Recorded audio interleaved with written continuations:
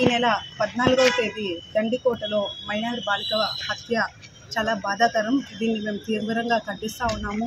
అలాగే పౌర హక్కుల సంఘం మిగతా ప్రజా సంఘాలతో నిజ నిర్ధారణలో భాగంగా ఈరోజు మేము ఒక అమ్మాయి చదువుతున్న గీతం కాలేజ్ అయితే ఉంది, లేదా అమ్మాయి కుటుంబ సభ్యులను అయితే ఉంది, లేదా మొదటి ఎవిడెన్స్ సస్పెక్ట్ అబ్బాయి ఎవరైతే లోకేష్ ఉన్నారో అబ్బాయి తల్లిదండ్రులను అయితే ఉంది, అలాగే క్రైమ్ సీన్ జరిగిన గండికోట, అలాగే పోలీస్ డిపార్ట్మెంట్ జమ్మలమడుగు పోలీస్ డిపార్ట్మెంట్ను ఇలా లేదా అలాగే హాస్పిటల్లో మా ప్రాథమిక విచారణను అయితే మేము నిజ నిర్ధారణలో భాగంగా చేయడం జరిగింది.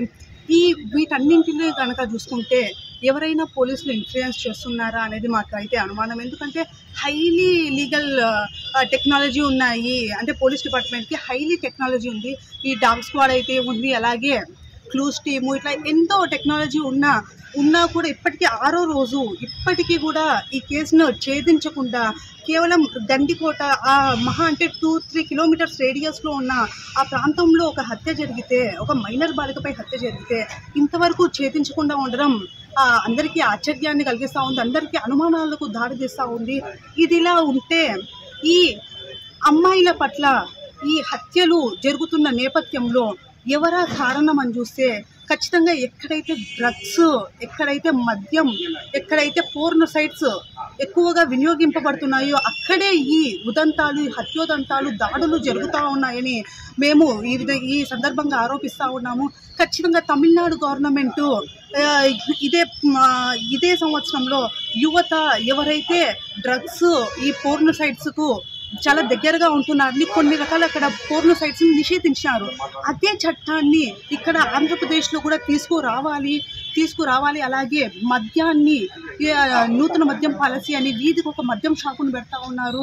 ఈ మద్యాన్ని, పోర్న్ సైట్లను, డ్రగ్స్ను యువతలో నిషేధించాలి. అలాగే ఎవరైతే ఈ కేసులో ఎవరైతే ఈ కేసులో ముద్దాయి అయితే వారిని నిష్పక్షపాతంగా ఈ కేసును ఛేదించాలని పోలీస్ డిపార్ట్మెంట్కు వినవిస్తూ ఉన్నాము. ఈ నెల 14వ తేదీన ప్రొద్దుటూరు ఇంటర్ విద్యార్థిని అనుమానాస్పద గురించి 4-5 రోజుల్లో మీడియాలో వస్తుంది. మేము ప్రజా సంఘాల టీం ఒకటి ఈరోజు ఫ్యాక్ట్ ఫైండింగ్, ఈ టీంలో విప్లవ రచయితల సంఘం, పౌర హక్కుల సంఘం, మహిళా సంఘాలు, అడ్వకేట్స్ తరఫున, అలాగే కమ్యూనిస్ట్ పార్టీ తరఫున ప్రతినిధులు ఉన్నారు.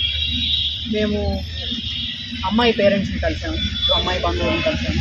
అట్లాగే ఇందులో ఫస్ట్ అక్యూజ్డ్గా లోకేష్ అనే అబ్బాయి పేరు వచ్చింది. అబ్బాయి పేరెంట్స్ని, అబ్బాయి తల్లిని, వాళ్ళ కుటుంబాన్ని కూడా కలిసాము.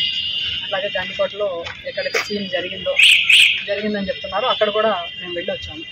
ఆ తర్వాత పోస్ట్ మార్టం చేసిన డాక్టర్స్ని కలిసి ప్రయత్నం చేసాం, కానీ వాళ్ళు అందుబాటులో లేరు. పోలీసులను కూడా కలిసాం. మొత్తం మీద మేము కొన్ని కన్క్లూజన్స్ డ్రా చేయగలిగాం.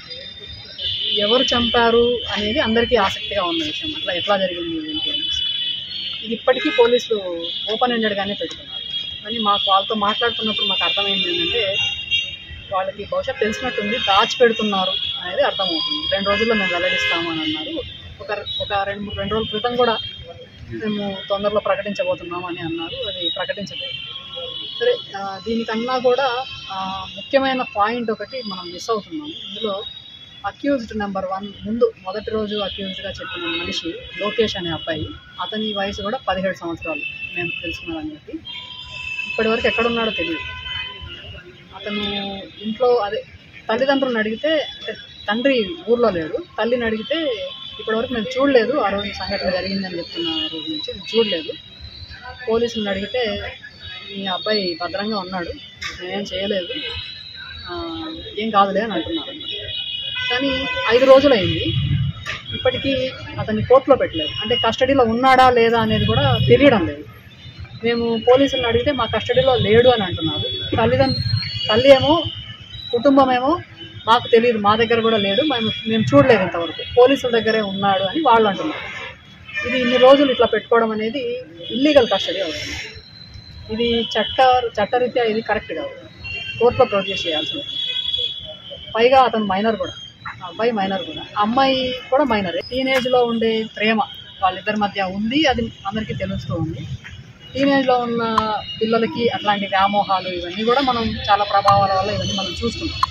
కాబట్టి ఇద్దరి వైపు నుంచి బహుశా కొన్ని వాళ్ళ ఇష్టపూర్వకంగానే కావచ్చు, ఏవైనా తల్లిదండ్రులకి కోపం కలిగించేవి ఏవైనా ఉండి ఉండొచ్చు వాళ్ళిద్దరి మధ్య. సరే అతను నేరస్తుడు కాదు అని కూడా అంటున్నారు. మరి ఏం చేస్తున్నట్టు ఏంటి అనేది చాలా కన్ఫ్యూజన్గా ఉంది. ఇదొకటి బయట పెట్టాలి. రెండోది, గండికోట ప్రాంతానికి మేము వెళ్ళినప్పుడు అక్కడ సీన్ ఆఫ్ అఫెన్స్ అని చెప్తున్నారు కదా, ఆ అమ్మాయి బాడీ దొరికింది.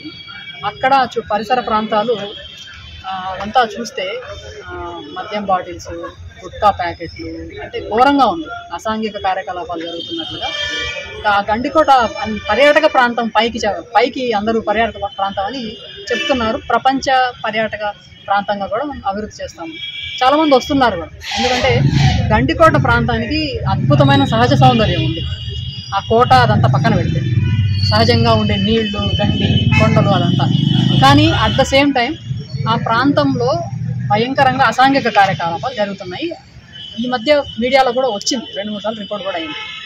ప్రభుత్వం దాని గురించి మినిమం పట్టించుకోకుండా అసలు అక్కడ ఏదైనా జరగవచ్చు అనే రకంగానే ఉంది. ఆ ప్రాంతం చూస్తే ఒక్క టోల్ గేట్ ఎక్కడో ఉంది. అది కూడా వాళ్ళు డబ్బులు అంటే టికెట్ తీసుకుంటున్నారు అంతే. మనిషి దగ్గర టికెట్ తీసుకుంటున్నారు. ఆ టికెట్ తీసుకోవడం తప్ప ఏ ఫెసిలిటీస్ ప్రొవైడ్ చేయడం లేదు, ఏమీ లేదు. అక్కడక్కడ రిసార్ట్స్ ఉన్నాయి, వాటి మీద కూడా ప్రాపర్ మానిటరింగ్ లేదు. అక్కడ ఎవరు వస్తున్నారు, ఏం జరుగుతున్నాయి అనేది ఏమీ లేదు. సో అది అంటే ప్రపంచ పర్యాటక ప్రదేశం అని పైకి చెప్తున్నారు, కానీ ఆ ప్రాంతంలో ఎట్లాంటి ఫెసిలిటీస్ లేవు. ఘోరమైన అసాంఘిక కార్యకలాపాలు కూడా జరుగుతున్నట్టుగా మనకి అనుమానం వస్తుంది. కాబట్టి దాని మీద దృష్టి పెట్టాలి.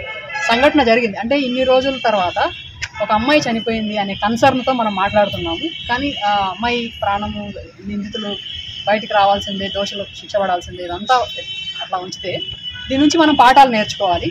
అక్కడ ఆ ప్రాంతంలో మినిమం సెక్యూరిటీ, కనీసం ఒక వాచ్మెన్, సెక్యూరిటీ గార్డ్ కూడా లేడు. అట్లాంటి ఫెసిలిటీస్, అట్లాంటివి ప్రభుత్వం ఇక మీదటైనా చర్యలు తీసుకోవాలి. ఇది మూడోది. ఆ తర్వాత పోలీసులు రోజుకొక కథనాన్ని లీక్ చేస్తూ అసలు విషయాన్ని ఇప్పటి వరకు బయటపెట్టలేదు. ఏ విషయము స్పష్టంగా చెప్పడం లేదు. కాబట్టి అందుకని చాలా అనుమానాలు కూడా వస్తుంది. మొత్తంగా చాలా అనుమానాస్పదంగా ఉంది. ఎవరి ప్రమేయం ఉంది ఏంటి చెప్పడానికి వీలు లేనట్లుగా చాలా ఓపెన్ ఎండెడ్గా ఉంది. దీన్ని క్లారిఫై చేయాల్సిన అవసరం ఉంది. నిర్దోషులకు శిక్ష పడకూడదు, ఎట్టి పరిస్థితుల్లో నిర్దోషులకు శిక్ష పడకూడదు. అట్లాగే దోషుల్ని శిక్షించాలి, చట్టపరంగా శిక్షించాలి. చట్టానికి అతీతంగా పోలీసులు ఇల్లీగల్ కట్టడీలు కానీ ఇట్లాంటివి ఏమి కానీ చేయకూడదని మా వైపు నుంచి మేము డిమాండ్ చేస్తాం.